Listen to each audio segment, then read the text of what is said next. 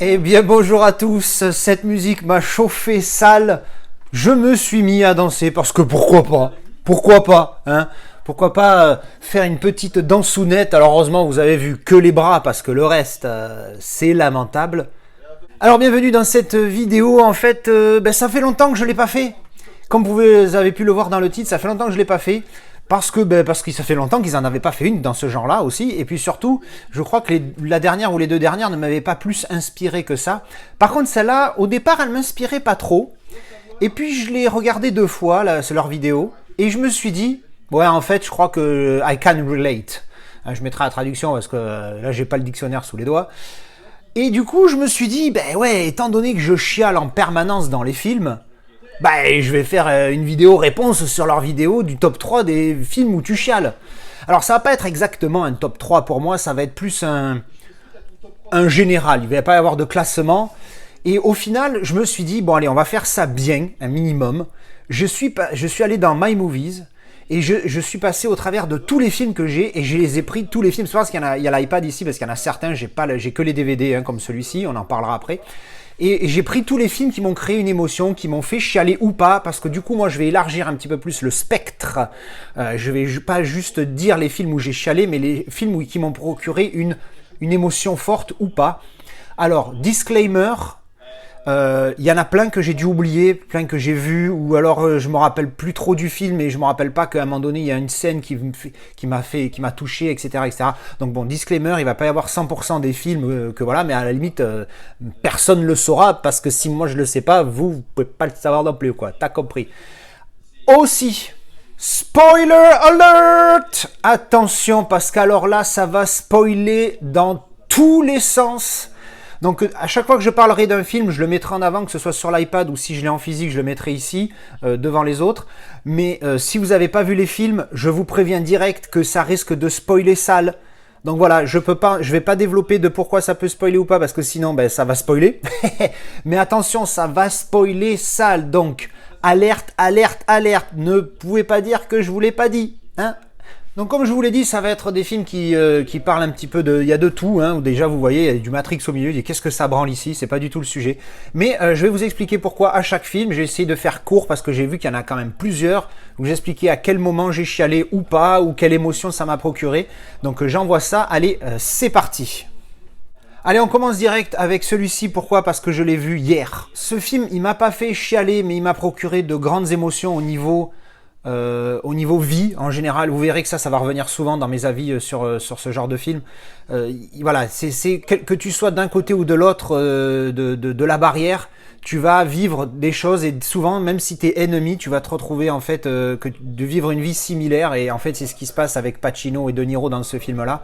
Et franchement, ça m'a créé pas mal d'émotions quand je l'ai revu. J'ai pas chialé, mais la musique, quand même la musique de fin, elle est voilà.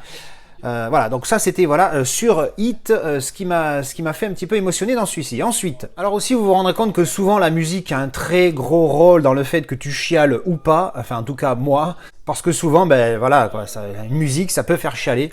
Donc ensuite je disais A Star Is Born. Alors là c'est pas spécialement la musique parce que pour le coup la musique elle est bien, mais bon voilà. Mais bon évidemment hein, la scène de fin, j'ai prévenu les gars, spoiler, je vais pas le répéter à chaque fois, mais là spoiler les gars, spoiler sale. La scène de fin quand comment il s'appelle, Cooper se suicide, tu lâches tout, tu vois. En plus la construction du film t'amène bien là-dedans, en mélangeant un petit peu la haine parce qu'avec le mec qui lui a dit cette phrase qui fait qu'il va se suicider, mais que évidemment c'est que la goutte d'eau. voilà quoi, tu chiales ta race quoi, tu vois, parce que souvent vous allez vous rendre compte, parce que dans plein de films, déjà encore une fois, vous me dites mais pourquoi il y a Matrix bordel, mais souvent les trucs dans ce film-là, c'est la perte de l'être aimé qui déclenche la coulée des grandes eaux des yeux, hein, évidemment, la transpiration des yeux, comme diraient les hommes virils. Voilà, donc évidemment dans ce film-là, c'est cette scène-là qui m'a abattu quand je l'ai vu la première fois, même la deuxième, hein, que je l'ai vu que 2 fois ce film. Et franchement, c'est vraiment une scène qui, voilà, c'est violent, c'est très violent comment ça te prend aux tripes. Ensuite, oui, même des films comme Logan peuvent se retrouver dans cette liste. Parce que là c'est pareil, encore une fois, la scène de fin, hein, quand Logan meurt, encore une fois, en fait c'est pas tant Logan qui meurt, parce que bon, le mec c'est pas non plus, voilà, et c'est pas le mec auquel tu t'attaches, parce que ça reste quand même un mec qui a tué plein de gens, un mec qui a eu une vie assez particulière, même si évidemment il a des sentiments humains, etc. Mais c'est surtout, en fait, moi dans ce film là, qui est pour moi le meilleur des X-Men, un 9 sur 10 bien solide. Pour moi c'est la conclusion d'une saga, parce que je me suis refait tous les X-Men il n'y a pas longtemps, sauf celui-ci, parce que je l'avais vu, je l'avais fait l'erreur entre guillemets de le regarder hors saga quelques mois plus tôt, mais en fait pour moi ce film conclut tellement bien la saga, et quand tu as vu tous les X-Men, parce qu'il n'y en a pas un, il n'y en a pas deux de X-Men, tu vois, il y en a une tripotée, je crois qu'il y en a 8 ou 9. Quand tu conclus avec celui-ci, et que malgré tout Wolverine ça a été un personnage qui a été présent quasiment dans tous les films, même dans les films où il est pas là, à un moment donné il y a des clins d'œil, tu te dis merde, voilà, c'est quand même le personnage principal, on va dire, et bon, c'est la fin d'une histoire, la fin d'une saga, tu vois, et franchement ça je sais plus si j'ai chialé la première fois, mais j'ai quand même c'est quand même assez émotionnel sur ce film. Petite dédicace à celui qui m'avait offert ce steelbook il y a longtemps, un de mes premiers cadeaux de la chaîne, merci à lui, il est toujours là et il le restera. Alors tout à l'heure je disais que les musiques te font chialer, alors là, déjà l'histoire, bon, elle est triste, après tu te dis le mec, bon évidemment, hein, Léon il meurt à la fin, j'ai prévenu, c'est spoil, hein. Quand Léon meurt, bon c'est déjà triste, mais bon le mec en même temps c'est un assassin, alors certes il tue pas des femmes, il tue pas des enfants, certes il tue en général que dans le milieu des escrocs, donc tu te dirais bon, mais c'est quand même un assassin le mec. Il meurt, mais oui, parce que c'est un mec un petit peu, voilà, il est un petit peu limité intellectuellement, il n'est pas complètement débile non plus, mais il se rend compte en fait, la gamine, voilà, enfin l'histoire du film quoi, donc tout ça construit un attachement à Léon qui est quand même assez énorme dans ce film pour le coup. Et alors la musique, bon là, c'est quoi, c'est Sting je crois qui chante. Deal the cards, nanana, je me rappelle plus. En plus, c'est moi qui travaille dans le milieu du poker, la chanson elle est juste énorme. Tu chiales ta race quoi, au moment où la musique, à la fin du film, elle va enterrer la plante et en lui rendant hommage, et la musique déclenche. Alors là, terminé, il n'y a plus personne. Rien que d'y penser, je vous dis, j'ai les larmes qui montent. Tu vois, bon, elles sont montées, elles sont au niveau de la mâchoire là, elles sont pas encore au niveau des yeux. Mais voilà, c'est tellement la musique, elle déboîte tout. Et puis voilà, le film l'amène bien. Ensuite, encore une fois, la perte de l'être aimé.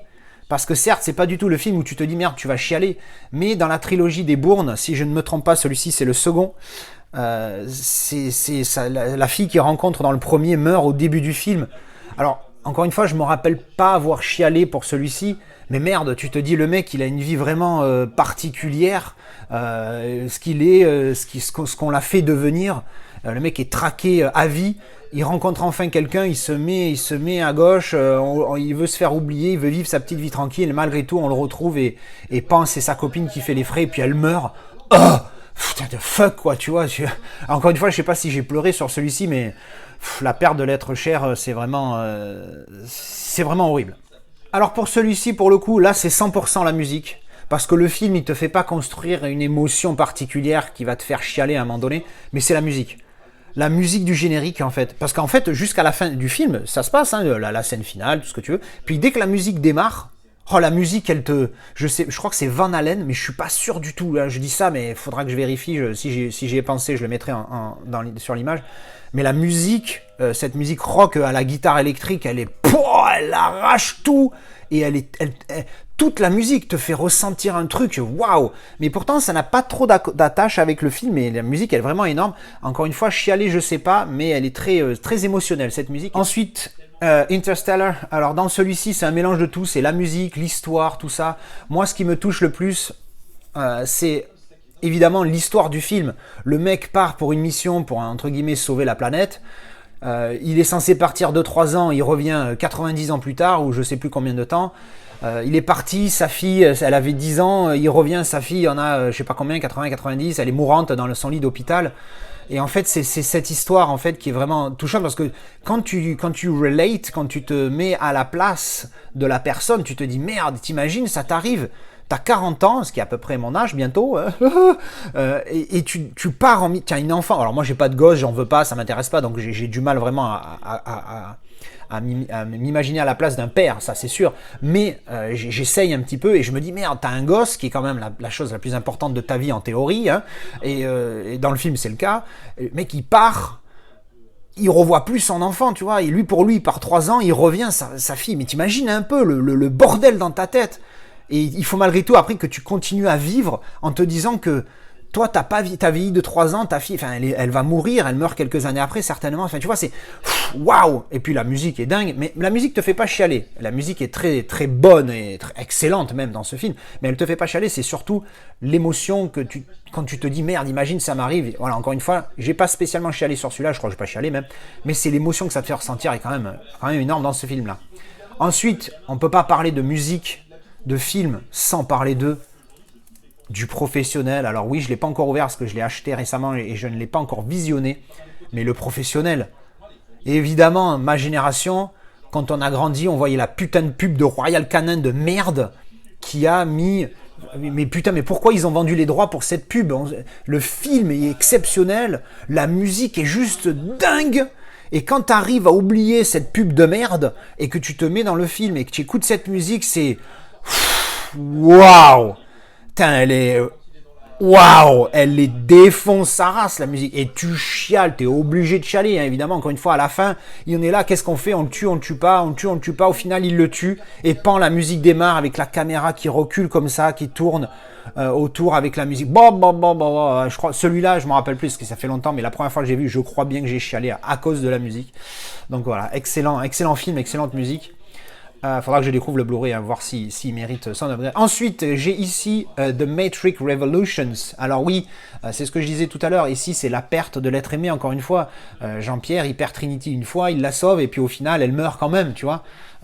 Et lui aussi, il meurt à la fin, mais malgré tout, elle meurt, et elle meurt avant lui, tu vois, donc il la perd. Et puis lui, il la perd 2 fois, tu vois. Alors certes, la première fois, il la ramène à la vie quand même assez vite, mais là, waouh, tu vois, et tu te dis, putain, c'est chaud, t'imagines. Encore une fois... Quand tu te mets dans le contexte du film, les mecs ils sont dans un futur apocalyptique, c'est le bordel et tout, lui c'est l'élu, vas-y, ça paraît d'être génial d'être l'élu, mais après, be the one is not easy, hein. Tu t'imagines, le mec il a sur ses épaules le poids de l'humanité, quoi. C'est tout que ça, tu vois. Donc bon, et là, il a une personne avec qui va l'aider, qui va le porter, qui va le soutenir, la personne qui l'aime lui et qu'il est aimé par cette personne, et pan, oh, tu t'imagines, c'est chaud. Je sais plus si j'ai chialé, mais en tout cas, voilà quoi. Ensuite, je vais finir avec celui-là, parce que celui-là, je sais plus, mais... Non, je vais pas finir avec celui-là, mais bon, bref, un peu plus tard. Terminator 2. Terminator 2, la première fois que je l'ai vu, la musique de ce film est juste exceptionnelle, et même si je déteste l'idée, mais j'ai chialé à la mort du robot. Parce que c'est un robot, bordel, hein. Mais à un moment donné, tu te dis, bon, après, c'est un film et tout, calme-toi. Mais à la fin, quand le mec, il dit... quand le T-800 dit I cannot terminate myself, ou je sais plus ce qu'il dit, et que le mec, il descend dans le bordel, et en plus, le petit, comme ça, à la fin, tu fais... Ah, tiens, l'émotion, John Connor qui chiale, même Sarah Connor qui détestait les T-800, ben elle a la petite larme et tout. Bon, ben voilà, émotionnellement, c'est quand même pas... Je remonte parce que ce lenticulaire, c'est un de mes préférés, quoi. Émotionnellement, j'avoue, avoir lâché ma larme à l'époque, plus maintenant, mais quand même, ça me prend aux tripes à chaque fois que je vois le film. J'ai la petite émotion à la fin, mais bon, c'est énorme. Ensuite, petit spoil, mais c'est pas grave. J'ai reçu cette pièce il y a pas longtemps, derrière. The Amazing Spider-Man 2, pareil, la perte de l'être aimé, tu vois, le mec, pareil, il supporte le fait que il est jeune, il a sur ses épaules le poids d'être un super-héros, d'aider les gens et tout, il a une personne qu'il aime, qui veut pas être avec parce que ce qu'il avait dit au père de la personne, etc. Et au final, quand elle meurt, oh merde. Alors j'ai pas chialé parce que je l'ai vu récemment celui-là, je sais que j'ai pas chialé, mais putain émotionnellement, qu'est-ce que tu morfles quoi, tu morfles. Ensuite, je vais en parler maintenant. King Kong. Bon King Kong. Voilà quoi. À chaque fois que je vois le film, je chiale. Ça pour le coup, ça y va. Les grandes eaux, c'est un truc de malade parce que l'émotion que ce film te procure est quand même dingue. Tu te rends compte de l'attachement d'un être unique qui est Kong et qui, au final, ça reste un être vivant.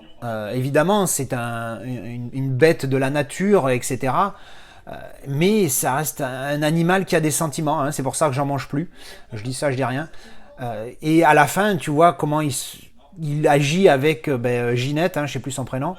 Et au final, voilà, la connerie humaine fait qu'il meurt, alors qu'en fait, il aurait dû rester sur son île et il faisait chier personne.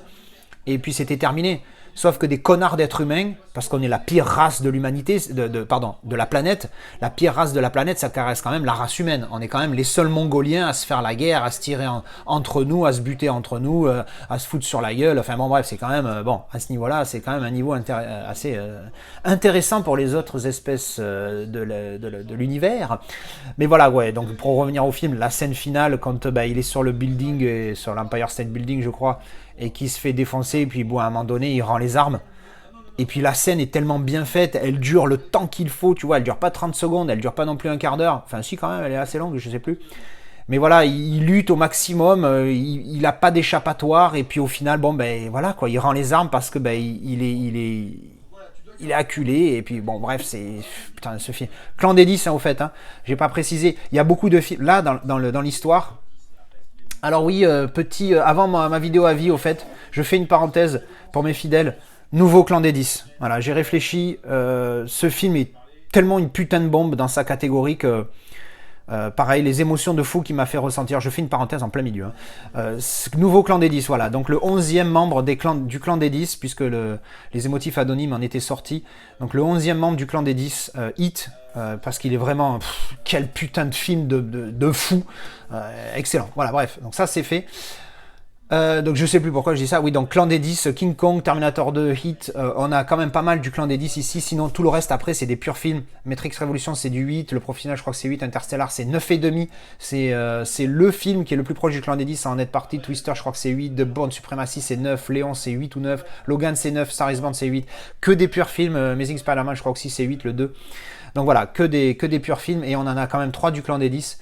Ensuite, il y en a un qui est un peu particulier où je vais en parler. Et là, vous vous dites, mais sérieux, déjà Terminator 2, j'ai eu du mal à comprendre, mais t'as chialé sur The Rock. Et oui, j'ai chialé sur The Rock. Il y a une petite anecdote pour ce film. C'est un film que j'ai découvert, je sais plus quel âge j'avais, je crois que j'étais ado. Il est sorti en 96, je crois, j'ai dû le découvrir fin des années 90 ou début 2000, un truc comme ça. Et en fait, c'est un film qui était dans la chambre de ma mère. Évidemment, j'avais pas trop accès à l'époque. Mais de temps en temps, j'y allais pour chercher des vidéos VHS que je voulais voir. Et ce film, à chaque fois que je le voyais, je le skippais. Tu vois, je me disais non, j'ai pas envie, je suis pas motivé. Et un jour, je craque. Et je me dis, tiens, allez, vas-y, je le regarde. Et ça faisait peut-être 2 ans, 2 ans que régulièrement je passais dessus, je le skippais, machin. Et je dis, bon, allez, vas-y, je le regarde. Je le regarde et en fait, je me suis régalé. Et depuis ce film-là, en fait, maintenant, je me dis jamais skip et tu verras une autre fois. Je donne sa chance à beaucoup de films grâce à ce film-là. Et en fait, la scène où le colonel meurt. Alors maintenant, je t'avouerai que je chiale plus, mais c'est un mix des deux. C'est le combat du mec, pourquoi il est là. Alors évidemment, il a tort de faire ce qu'il fait, mais à un moment donné, quand tu es poussé dans tes derniers retranchements et qu'on t'écoute pas, quand tu prends toutes les mesures les plus pacifiques possibles, à un moment donné, tu prends les armes, quoi. Et là, c'est ce qu'il fait, et il a un combat juste. Le problème, c'est que ça va trop loin, il se rend compte de la merde, ce qu'il fait. Et la musique fait 50% du travail dans ce film-là. Encore une fois, je vous dis, elle est très brève, mais c'est la scène où Ed Harris se fait tuer. Tu vois, il se dit, putain, mais qu'est-ce que j'ai fait de trucs comme ça, what I have done. Il meurt et t'as cette musique militaire de mort qui est vraiment ultra touchante. Et ouais, j'ai chialé. Je me rappelle à l'époque, j'étais à fond dans le film. La scène arrive, je suis tout émotionné. Et là, il meurt, je me lève, parce que moi, j'ai une partie de ma famille est militaire, donc j'ai un petit côté, j'ai un petit peu de ça dans mes veines. Hein. Mon grand-père était résistant, colonel, ma tante, colonel de l'armée de terre aussi, à la retraite maintenant. Coucou Tataline, si tu regardes. Et donc voilà, je me lève et je me suis mis au garde à vous, tu vois. Je me suis mis droit comme un i, et j'ai pris quelques secondes avec des larmes aux yeux, tu vois. Enfin, ça, je sais, c'est un peu bizarre sur ce film-là, mais ça m'a touché de dingue. Et voilà, donc ça c'était The Rock. Ensuite, on va passer à ce qu'il y a sur l'iPad. J'ai fait ce que j'avais d'abord en physique. Alors sur l'iPad, alors là, je crois que j'ai chialé la première fois que j'ai vu Les Enfants du Marais. C'est un film qui mérite à être connu parce qu'on a Jacques Villeray, Jacques Gamblin, André Dussolier et Michel Serrault. Il y a même il y a Isabelle Carré et Eric Cantona dedans. C'est vraiment un film qui est touchant, un film qui est d'une autre époque. Et en fait, moi, ce qui m'a tué, vraiment, si vous connaissez pas ce film, allez le découvrir avant d'écouter ce que je vais dire maintenant. C'est un film qui m'a tué sur la scène toute finale où je crois la fille qui est gamine dans l'histoire, parce que ça se passe au début du siècle, au début du 20e siècle.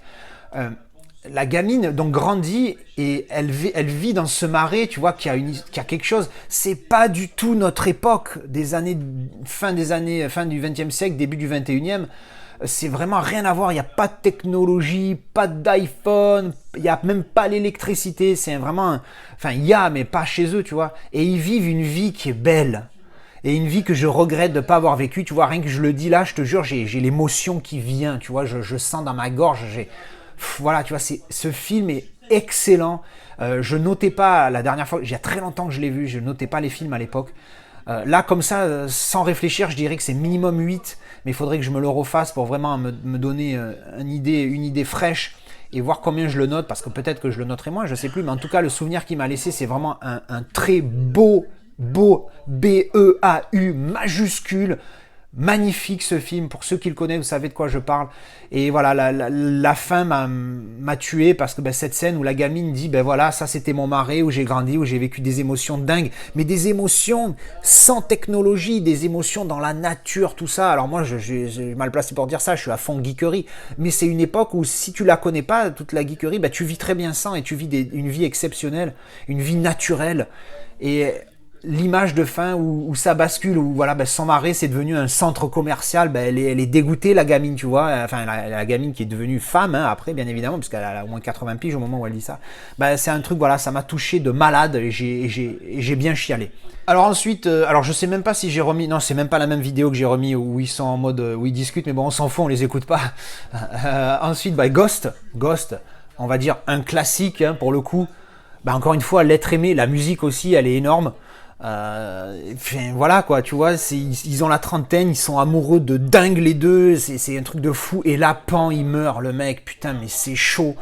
C'est pas tant la manière et tout, c'est juste qu'il meurt, tu vois. T'as vécu ta vie, tu meurs, t'as 80, 90 ans, ou même t'es vieux, quoi, en gros. Et t'as vécu une vie, bon, c'est triste, évidemment que c'est triste, mais t'as vécu ta vie. Là, ils ont la trentaine, putain, et le mec meurt alors qu'ils sont amoureux comme des... Enfin, tu vois la tristesse de Mimour, elle joue super bien dans le film. Tu vois sa tristesse, elle est abattue, elle est au fond du trou, tu vois. Et enfin, voilà, quoi, là, encore une fois, la perte de l'être aimé, c'est énorme. Ensuite, j'ai pris The Iron Giant.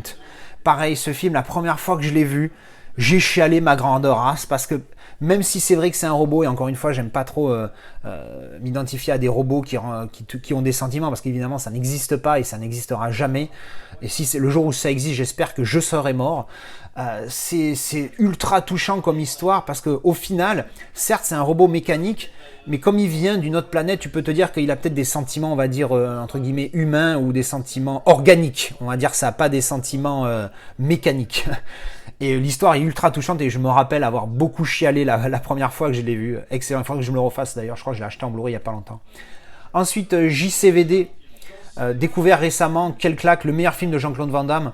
Mais en même temps, c'est le meilleur film de Jean-Claude Van Damme, mais uniquement si tu connais son histoire, entre guillemets, un petit peu. Si tu as vu tous ses films, tu sais qu'il a fait beaucoup de nanars, qu'il a fait beaucoup de films, voilà, c'est pas des films intellectuels. tu connais un minimum l'histoire de sa vie de ce mec. Alors oui, je vais pas le plaindre parce que il a eu la belle vie, il a fait de la merde, mais c'est sa responsabilité, donc je vais pas le plaindre. C'est lui. Je pense, je peux pas parler à sa place, mais je pense qu'il raisonnerait un petit peu comme ça. Ben voilà, il assume ce qu'il a fait, mais c'est un mec qui est ultra touchant, tu vois. J'en parle, j'ai encore le pareil, ça me remonte là, vous voyez pas, mais je me touche la gorge sous la mâchoire. C'est ultra touchant. Et encore une fois, je vais pas le plaindre, il a certainement fait des trucs qui me dégoûteraient et dont je suis pas au courant, j'en sais rien, je connais pas le mec, mais en tout cas ce film, voilà, est rempli d'émotions, c'est un mec qui parle, t'as l'impression que ce film, c'est sa vie en fait, et t'as l'impression qu'il a fait ce film vraiment avec le cœur, comme il disait, on se foutait de sa gueule quand il était allé sur le plateau de Love Story, il disait, moi je parle du cœur ici, tout le monde se foutait de sa gueule, mais en fait, les gens qui se foutent de sa gueule, c'est des abrutis, je m'excuse, c'est des Mongoliens, des abrutis qui ne comprennent pas, ben que même si le mec il est sous coke, même si le mec il est ultra émotionnel, eh ben en attendant il parle vrai. Alors qu'à la télévision, on voit très bien, il y a que des faux culs, des mecs qui te disent gna gna gna. Je sais, je l'ai vécu dans mon boulot, je croise des gens qui sont, on va dire, connus, et j'ai vu des trucs où le mec devant la caméra, c'est une personne, la caméra change d'angle, et ça devient tout à fait une autre personne. J'ai vu ça et c'est un vécu personnel.